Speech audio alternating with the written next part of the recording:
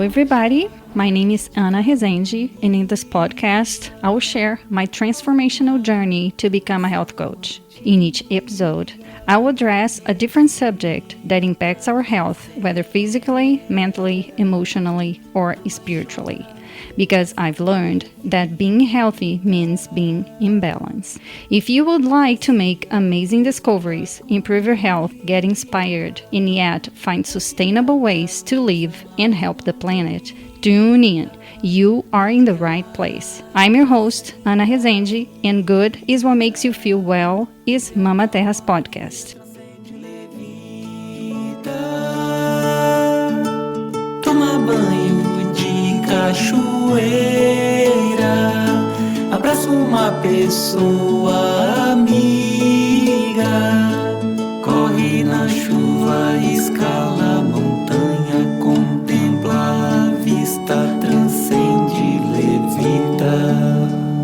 In today's episode, I am talking to the amazing Tyler Skinner, mother of two girls, founder, creative strategist, and connector at Women Making Waves, a supportive community that facilitates women's confidence, competence, and connectivity both to themselves and others. Tyler has been a women's advocate since her early 20s, and her vision is to build an inclusive global community of empowered women by connecting female entrepreneurs and inspiring them to make an impact in all aspects of their lives. So, Women Making Waves hosts a variety of virtual and in-person, collaborative, interactive, and authentic events aiming either inspiration, education, or connection. With a goal of sharing 1 million women's stories, Tyler hosts the Mishaps, Magic, and Mayhem podcast, where she provides a safe space for all women, regardless of age, race, or socio-economic background, to show up and show off how they are making waves their own way. In our conversation, she tells us about her journey creating this fabulous community, the importance of having a self-care toolbox, and why she believes women are even more powerful together. Please welcome Tyler Skinner. Hey, Tyler. How are you? I'm so good, Anna. How are you doing? Welcome to Good is What Makes You Feel Well. I love this title. You have to tell me more about the title. Well, that was so interesting because I started writing my blog almost 2 years ago. And one day, just doing my morning pages, I thought about a way to ending all my blog posts. And this phrase just came to my mind. It was just an intuition. And I started putting this at the end of all my articles. Good is what makes you feel well. And then when I decided to start a podcast, I was talking to my sister and I said, I need to come up with a name. I don't have a name. I don't want to call it Mama Terra's podcast. I want to have a name. And she looked at me and said, well, you already have a name. That is how you end all your articles. Why don't you use that? And I said, oh, that is a very good idea. So that is why. So it was like that. It was an intuition, and then it just became the name. This is beautiful. And it came from your writing. It came from you. That's perfect. Yeah. Perfect. And I to know. Yeah. And I like it too. Thinking about it, I like it even more when I think about what it means, So, yeah. And that is my first question for you. Hey. Just for us to start our conversation. Tell me what, in this moment of your life, makes you feel well? Oh, this is actually a very good question for me right now because I am really working really, really hard to practice my self-care and feeling well because I'm going through a lot personally. And it is, for a lot of people, I feel like it could be a make or break situation, right? Mentally, physically, emotionally. And for me, I feel fortunate that I have practiced and worked hard at really knowing when to pull back and when to slow down and when to pause and when to play and when to do all these things that I've meant to be doing for my creative brain to work properly and for me to feel good, right? For me to feel good in my body, for me to feel good every day waking up, for me to feel positive, for me to go, okay, what's next? What do I need to tackle today in a good way, right? All I want to do is this, or all I can manage to do is this. So I think for me right now, and are you asking for specific like practice or what we're doing? Or are you just saying in general? In general. Okay. What's making me feel the best, honestly, is rest. Like it's this thing I've never really done well at all. And I have not done this well. And I think that rest is definitely my lesson of how you feel good in general and how I feel well overall and my mental health and everything else is by resting and just knowing that it's okay to rest and not do anything. I think that has been the lesson. And I'm learning to do that day by day. And every time I do, and I slow down and I pause a little bit and I do take my time, or I might make a slower morning, or I might, go for a walk or whatever I'm doing, right? Just taking that time where I have nothing that's planned or organized or has to be done really, really does benefit me. Yeah. And I hear you because I have the same hard time and I have been practicing it as well. So it was always very hard for me to not be doing something. And now I'm taking my time too, because I know how important that is. That's good. Yeah. So tell me how feeling well evolved for you. Every phase is different, right? Well, if we're talking, because I look at feeling well, are you talking holistically overall? Because I think feeling well for me, the evolution I'm still in it. I don't think that I am ever not going to be in it. I just think that it has to be, there's been some things I've shed, layers that I've shed, lessons that I've learned, which I just described one of them along the way, and having mentorship and guidance and a lot of women that are in our community that are helping me with these modalities and different practices and rituals and habits and all of the things have really helped me shape and decide like, oh, I love this. I gravitate toward this or I don't. And I'm getting tools in my tool belt. That's what I keep telling everyone. I just keep gathering tools and then I figure out what tools I need in that moment. And because I have so many, I can pick and choose. And those choices that I'm making are sometimes hourly, daily, monthly. I mean, they're just things that I have to think about, but I have to be present. And that has been my lesson. That's why I say the rest and the slowing down have been so vital to this experience, because when I do that, I can be more present and then make that choice. Like, which tool do I need for this experience or this instant or this moment, whether that be parenting or leading an event and leading my community or doing this, having a podcast interview, like whatever I need to show up as or show up for, I need to be ready for it and present and intentional about it. And I need those tools to help me. So those can be, do you want me to share specific ones? The ones you like the most.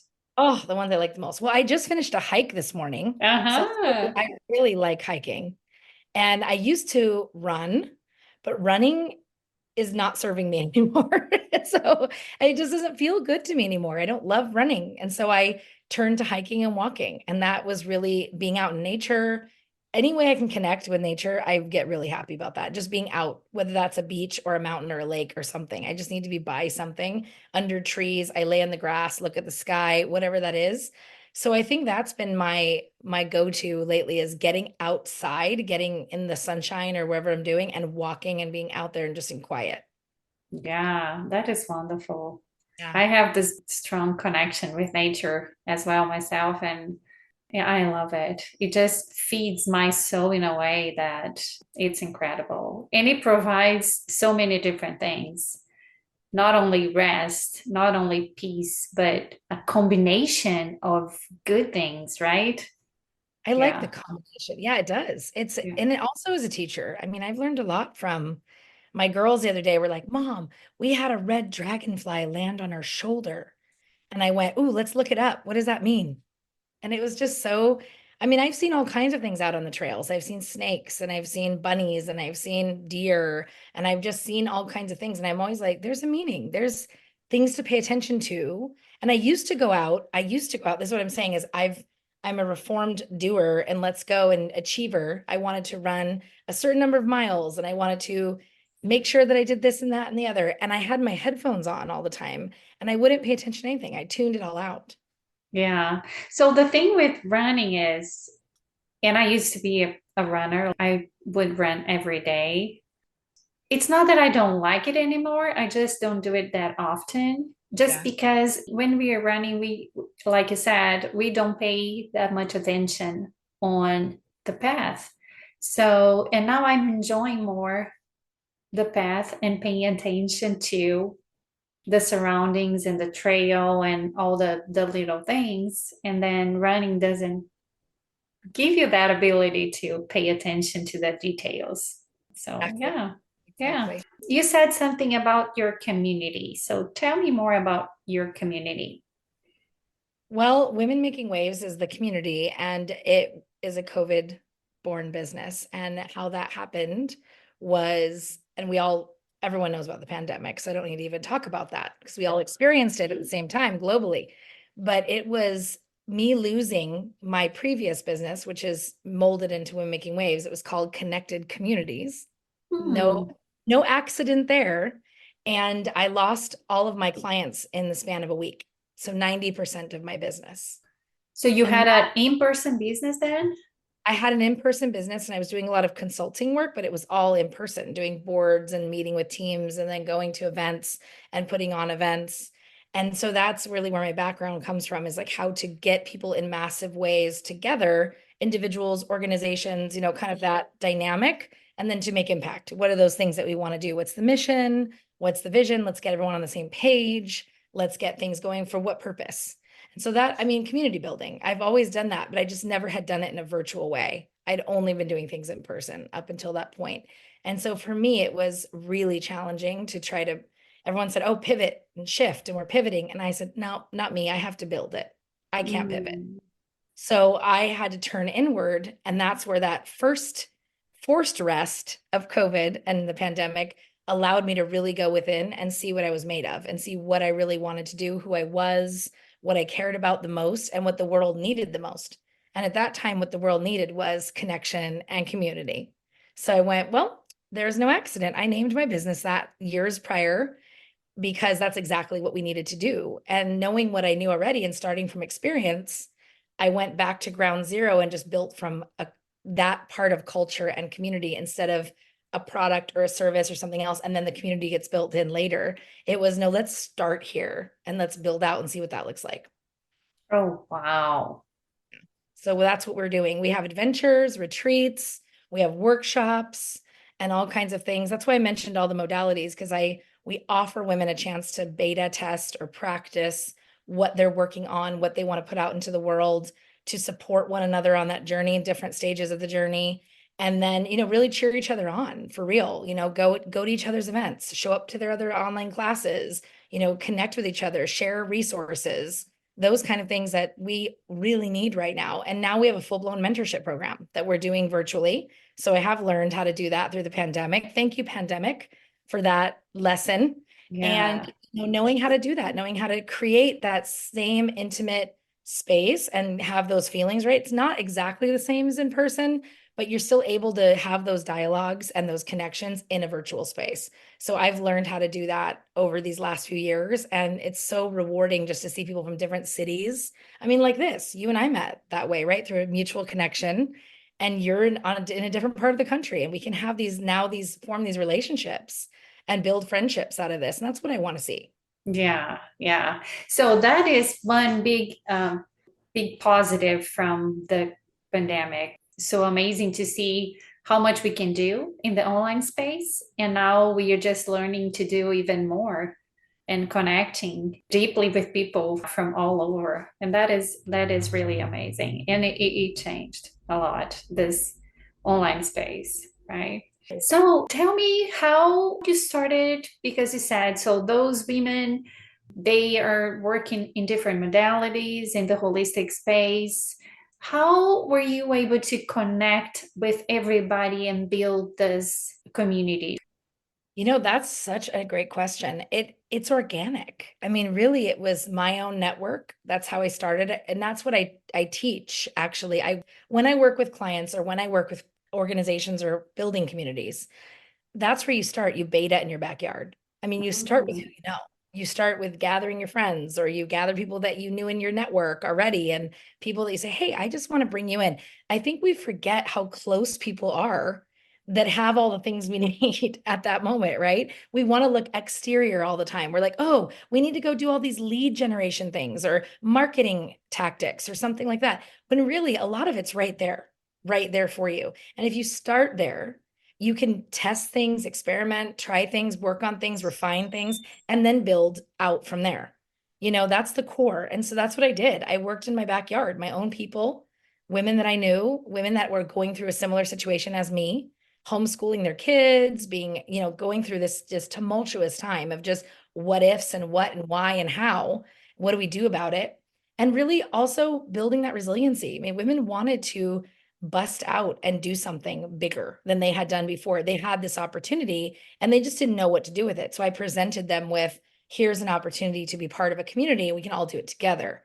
And that's how it grew. It was very organic. We started doing online workshops, and I asked friends of mine and colleagues to be the panelists, in different industries, things like that. And then it built from there, went to, okay, now we're going to do adventures in people's backyards. And we did things, on the down low. And we just said, hey, we live in a place where we can be outside.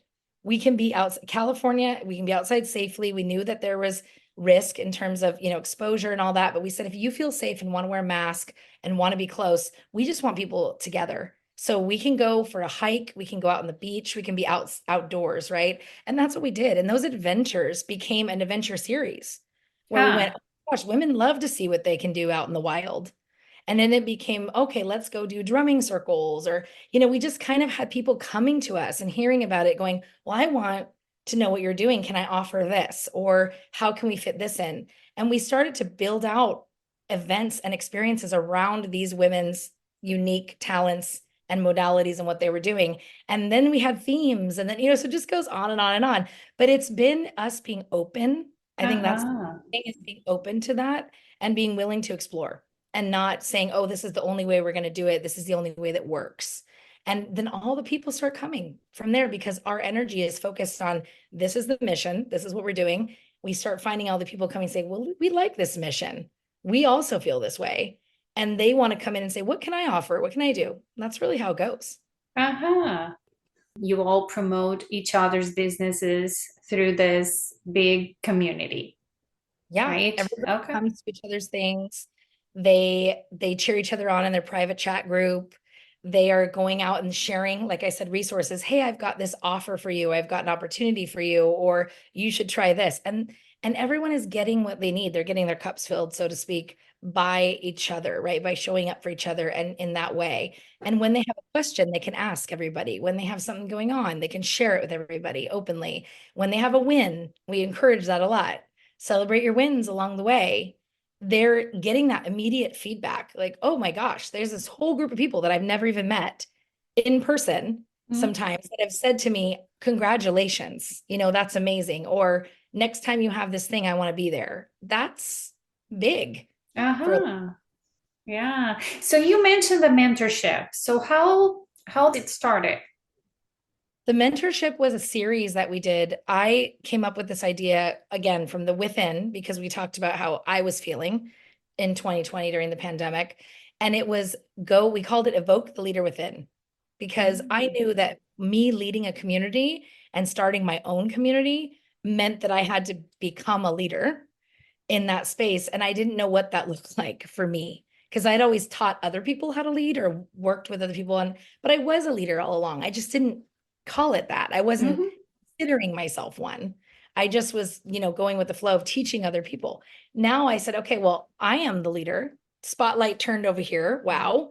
That was a lot to figure out. And then what does that mean for me? And so Evoke the Leader Within was, what's that fire inside you? What's in there, right? And then that has to do with things like mental health. We started having conversations with women around the globe and asking questions. And then we had young women coming to us saying, hey, you know what's not being taught in schools? You know what we're not seeing a lot of is the EQ, the emotional intelligence, the soft skills, so to speak, right? In business, those aren't the things that people are teaching when it comes to leadership even. Those aren't the conversations that were being had.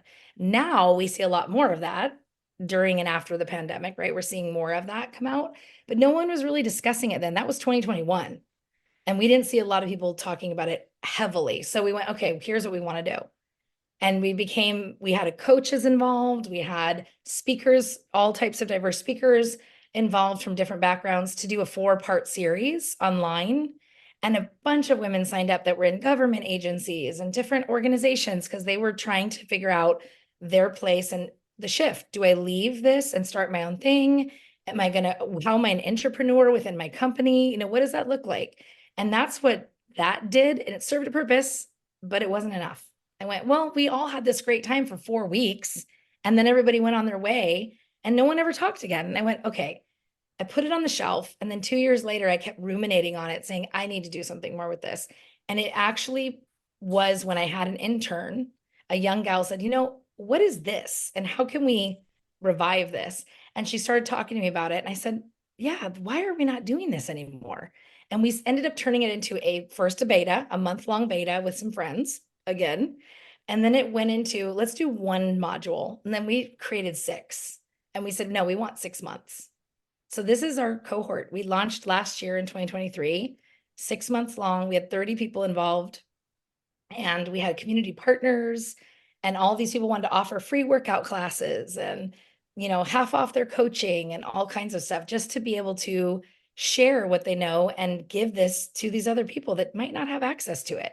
So that's really, we had sponsors. I mean, I've been through the whole thing. So I've learned how to do that part of building out now even a full program, where to the point today, we not only have a cohort going, but I'm out doing outreach to companies and other organizations. Like, do you want this for your team? You know, this is something you could use. So Yeah, absolutely. wild. It's wild. It's a wild experience, but these little ideas, I think what I wanted to make sure your listeners get is the little ideas that you have are these sparks, right? They're not to be ignored. They mean something. You get the idea, and yeah, some of them you put on the shelf and you go, I'll do that one day. But if it really is important to you and you go, I can't stop thinking about this thing, then it's super important. You have to go for it and do it because someone else will. Honestly, we're not all reinventing the wheel here. Somebody else will do it, find a way, do a different version of it, whatever it is. But if you really want to do it, go do it. Yeah. Yeah, it's really important to listen to our intuition. You said you just turned inwards when you lost your clients from your previous business. How did you turn in? Did you use any techniques or anything, or just sat with yourself and meditated? No, I'm actually not a great meditator. I'm not. And that's funny because and I'll tell you why. I thought meditation was like sitting out for 15 hours on the hilltop somewhere and being silent, right? And really what I found is meditation's in the shower, meditation's driving, meditation's walking, talking and walking with friends. Meditation is me sitting for 5 minutes with myself, having my coffee in the morning. That's meditation. So I've learned how to accept what meditation might look like, and it's different for everybody. And so, yes, that was part of it. But I'll tell you the truth, I was grieving. I went through a full-blown grieving process when I lost all of that in 2020. And it wasn't like it was a loss of a person because it was a loss of me. It was a loss of identity because I had an ego wrapped up in a lot of what I was doing. And it was like, what are you made of though? Like I had to ask myself that question. I had coaches and friends. Once I got done crying and screaming, honestly, because I had a few months where I was very not in a good place. And I had a really hard time because I had not had any of those things. I had no tools, to be honest with you. I did not pay attention to those things at all. So if I had those things ahead of time, I feel like it would have been different. And that's why I'm doing what I'm doing now, because I realize that if we can offer those things early on, or you can start getting those things even when you're young, even when you're a kid. If you as a parent can learn those things and then give that to your children, oh, what a gift. So those are the things that I did not have in my wheelhouse. So my world crumbled for a few months. And I don't want to see anyone else go through that. It's terrifying and it's a dark place. And when I finally got up I would say the strength again to ask for help, I reached out to a few friends I really trusted and I shared what was going on. And one person wrote me on LinkedIn, and she ended up working with me for several years and now lives in Cambodia and is running a retreat center with her sister in Cambodia. She reached out to me on LinkedIn. She said, "How are you?" No one else was saying things like that to me on LinkedIn or anywhere else. And she just said, "How are you?" And I broke down, and we became really close. And she helped me with all the things getting started with Women Making Waves. She was there for me for all the brunches and events and the things we were creating behind the scenes. And I went, wow, just that one simple, "How are you?" So I think what I can say, I know it's a long-winded answer to your question, but I think for me, it was not having that, feeling this way, then getting the guts to reach out really allowed me to have people come in and say, "Let me help you. I have this. Let me show you something. Try this." And what did I have to lose at that point? So I did. I just was open and I said, "All right, show me what you got." And they did. And I got really excited about it. I felt for the first time seen. I felt really loved. I felt supported. And I went, "Oh, this is what women need. We need to feel seen and loved and supported." And then we can conquer the world. When we feel that, we feel grounded, we feel solid, we feel sense of self, we have self-awareness. That's where I went, okay, this is where we need to go. So that it took a Yeah, while, took a minute, was not instantaneous at all. I know. In the grieving process, we just need to take this time because it's important to close the cycles, right? And that was a closing for you. So it takes time. It It was was. a closing. And no one's ever said that to me before. I like the way you put that. Thank you. Yeah. If you don't close that cycle, you cannot start a new one. So everything has a closing. Love that. No, I really, that's the first time in all these years I've talked about this so many times on interviews and other things and with friends and family and everything else. And I've never heard anyone say that. Yeah, that was okay. That was a closing. Yeah. So the Woman Making Waves, really strong community of women supporting women, right? So the mentorship came for the young women out in the market now, and that is the intention behind it, right? Get those girls prepared. Well, and us. I mean, even not even just younger generations, but all of us, because Mhm. what we're putting out there in this is not rocket science. It's not anything brand new that no one's ever seen. It's just a reminder to a lot of people. Some of the mentors, that's the beauty of this program, is it's a reverse mentorship. So a lot of the women we put together are from way different industries and backgrounds. They don't obviously know each other. And when they get together, you're meeting someone for the first time and you're going through this experience of building rapport and becoming friends with this person and going, wow, and challenging each other to kind of ask deeper questions. And it's been amazing, the results, just to see what's happening. So what I mean is when you have a vision and you think of something, I say go for it, because I had this vision and I had a lot of things against me on this, stacked against me, and a lot of naysayers, right? A lot of people saying, "Oh, this, I don't know what this is. It's not a right program. It's not very tactical. What are you doing?" I mean, I had all the different questions. And if I just went with that and said, "Okay, well, then we're not doing it." Very easy to do, but I believe in it so much and I've seen it firsthand and I've lived it. I've had mentors that have helped me in that way, and I knew that it could happen. And then there was the byproduct of that is opportunities. All these opportunities. What if someone's looking for a new job or a different kind of experience, and that person can say, "Oh my gosh, now I know you so well.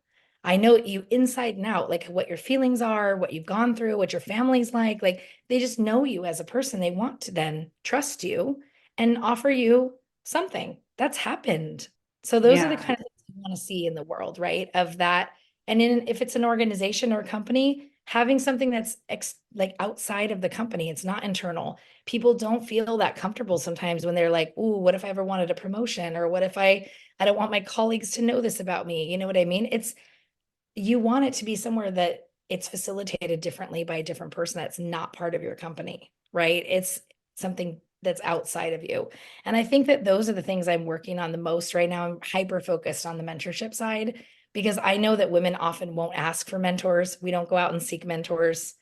We a lot of times have to be tapped on the shoulder and say like, "Hey, I really see something in you," or "I want to like, help guide you in this way." It's been really hard. I've heard from a lot of women to say, "Oh, I have a mentor. I found mentors very easily." Yeah. And we don't have as many opportunities for networking either, because man is always, they are always networking in everything they do. And we are learning our way on networking, I feel like, because we talk about so many other things, kids and school and whatever, and we forget to network for business, right? So, Right. yeah. That's what we do well. See, that's the part because we talk about kids, school, family, our life dreams, all these things. People do also get to know us on a deeper level. They know like what we care about, who we are, some of our, our things that are really we're passionate about. And I think that's the superpower with women that they forget, right? With the networking, because it's really you can do that, but and like you said, bring in the business side too, because for us it's integrated. I mean, Yes. I don't know about you, but it's like I'm a solopreneur and I have children and all these things, but it's like they go hand in hand. My girls help me out. They're a part of my events. I bring them in when I can. And it's like my entire family life, it all centers around this. So it's for me, it's integrated. Yeah. No, for me it's too, because I live and breathe my work. Mhm. So it's awesome. So tell me more about the mentorship. You guys are doing the first 6 months now, right? Yeah, So we you do. have a closed group of It's a closed girls. group of cohorts, yeah, and we bring people in that want to they apply, and then but we have sponsors that offset that cost because I didn't want people. That's the next thing I talked about. First of all, it's women not finding mentors for themselves. The second part is always financially, right? How do you invest in yourself? And then when they see a price tag on something and go, oh, it's 6 months. And I mean, I took all the guesswork out of everything. I said, okay, it's 2 to 5 hours a month. It's the shortest amount of time. I mean, you can give and you can give more if you want to. Meet every week, meet all the time, go for hikes together if you're in the local area, whatever that is. But we just ask for a very small commitment of time and then a very small commitment of financially so that they're able to invest in themselves and see the results and just give themselves that chance, right? To go through that.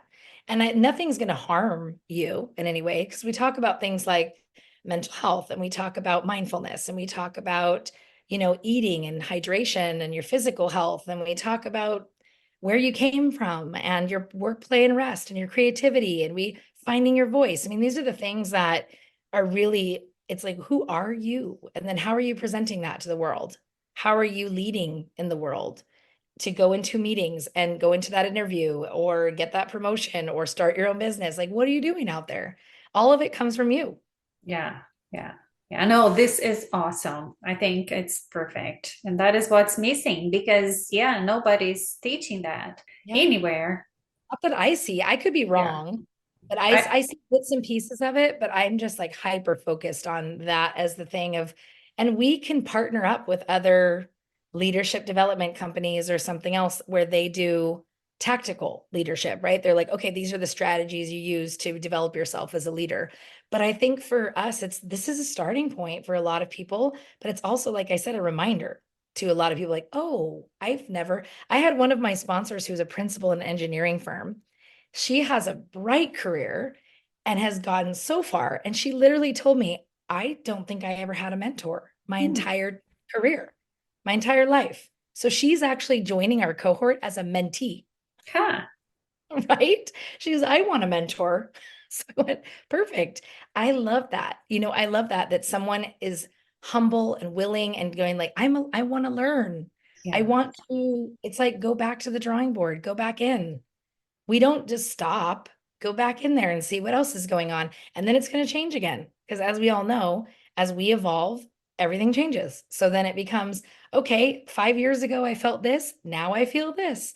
I wanted these things. Now I want these things. What Yeah. is that? What does that look like? So if we're doing that all the time, I encourage companies and other organizations to say, who's making up your company? Humans, people, women, who's in there? They have all of this stuff going on all the time. So Yeah. that's where that community building piece and that culture piece is so important. Yeah. So are you thinking about your next cohort then? So once the 6 months is over for this group, that's going to be a continuous program, the mentorship. Yeah, so once they're done, we start in May for Mental Health Awareness Month. That's always when we kick it off. And then everyone gets matched in like late May, June. So they have all been matched and they've started their journey. And we spend the first 2 months getting to know each other, working through parts of the workbook just so they can have that time. And then we actually bring in guest speakers throughout the way. So in the later part of the program, we have certain speakers come in to really dive into different topics that we think are like, we want you to know about this. And then in November, we end right before Thanksgiving and we all have a big retreat and a celebration. And guess what it's called? Mishaps, Magic, and Mayhem, Oh, title of our podcast. And so we have it's a bunch of modalities and a bunch of things going on. And there's experiences and there's chefs and food and all kinds of things. We did it last year for the first time for one full day. And now I want to make it 2 days and then eventually 3. That's the goal, uh-huh. for like a weekend. And then people can plan on flying in and spending a whole weekend together where they can meet each other for the first time, or they get to actually do these activities together that they were like, oh, we've talked for 6 months and now we know each other. And then they get to be part of the community. They're lifelong members of the community. They get to be hosting their own workshop sometime, or they will become a mentor. Everybody kind of moves around within the program. So it doesn't end there. Uh-huh. So it's just one a year then, from May to November. May to November. Yep. Oh, that's awesome. And I love the idea to end it with a retreat. It is, A celebration. yeah, it is. It is the best, well, the best way. So you touched the podcast. Tell me about the podcast because I love that title too, Mishaps, Magic, and Mayhem. I think it's like a sample of life, right? So, and that is, I think it was your idea for the name, right? Because it's kind of Yeah, a life. it was my life. I mean, it was my life at the time. And I think also during that time when I told you I was in that deep reflection space and that grieving space, when I was building Women Making Waves, one of the things I put in a poster board stuck to my wall was I said, I want to share 1 million women's voices. That's all I put. I didn't know what that meant.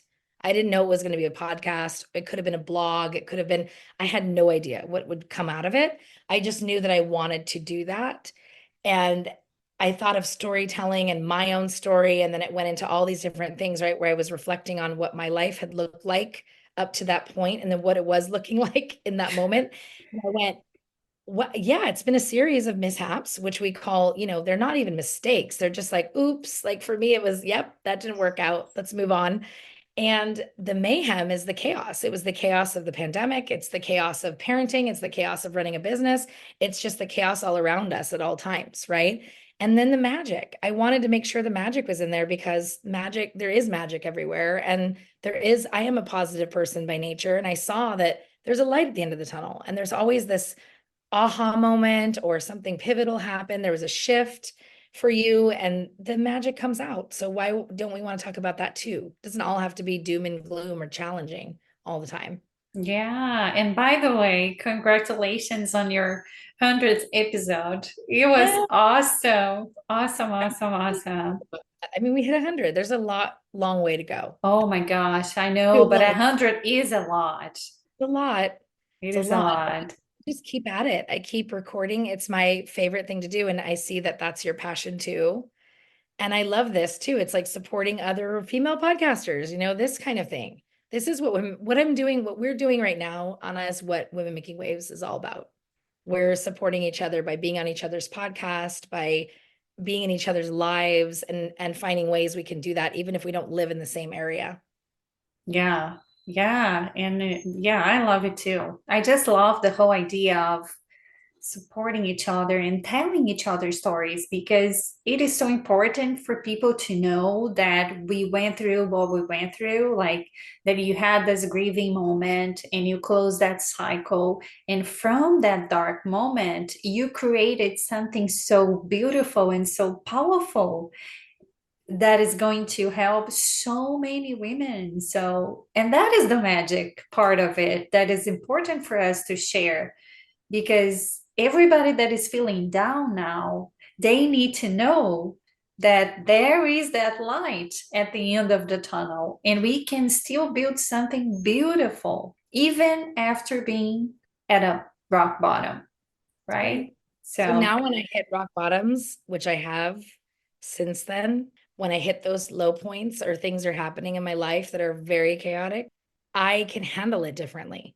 What we've started this conversation talking about, which was the tools or how you feel well, right? How I feel good and how I keep feeling good, because now I know how. I did not know how before that happened, and now I do. So why it would be remiss of me not to share that with the world in some way, share that with other women, share that with other women like me or not like me, but knowing that that's possible, right? That you can find those things at any stage, at any age, whatever's going on, and you can start there. Just start where you are. That's what we tell everyone. Start where you are, and we'll take care of the rest. Like, just show up. Yeah. And now you have a community even stronger because, of course, you always had, but now you have a powerful community of stronger women to support you. And then together we rise. It's true. It is Not true. tagline, it's Absolutely. truth. And I've seen it firsthand, so I know it's true. So if anyone ever tries to argue with me differently, like, oh, that's just a catchy tagline Mm-mm. that you use. Like, no, I know it to be true because I've seen it. I've seen it. Yeah, it's absolutely true. Yeah, and I do believe that too. And that is the way we one woman at a time, one person at a time, and then we'll keep going and spreading the good. Yeah. Yeah, that is what I That's the reason believe why I too. love you, Anna. Yeah. Because you are in this with me. You're doing this too. Yes. I started in my backyard, like you said, with the podcast. I'm just talking to all the amazing people I know in my community. They're doing good things. One family that is gardening in their backyard and they produce so much food that they can sell it in the farmers market just from their backyard, and then their son is growing mushrooms, culinary mushrooms that are delicious and super healthy. And I started like this. It's in my backyard. You're And that just is, yeah, it's just building community and supporting the community. We'll make a bigger wave sometime. that's it. That's all it takes. Exactly. So I love it. I love it. So if people want to join your Women Making Waves movement, They can find us online. So we have our website, women, and it's a hyphen dash making dash waves.com. Or they can find us on Instagram. That's where we really like to be on social media. Is I know there's so many different platforms, and I'm like, just stick to one. Just do one well. So Instagram is where we like to play. It's at women.making.waves. mm-hmm. And for the podcast, Oh, the podcast is at Mishaps Magic Mayhem. No hyphens, no dots, just all one thing put together. But yes, please follow that and listen to all the stories like Anna's. They're just so powerful. And women just unapologetically sharing who they are. That's what I love. Just the yeah, space. Say, here's yeah. my story. I want to share it. It's so important to be seen and be heard, right? So that's what we'll do. Love it. This has been wonderful. Thank you so much for having me on the show. And I can't wait to do it again sometime. Yeah, we will. We will do. Thank you so much. I feel so honored. You are my inspiration because I think you do it so well.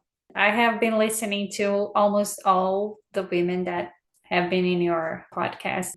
Those stories have touched me in many ways. So thank you for doing that. And thank you for doing this beautiful work with the Women Making Waves. I love it.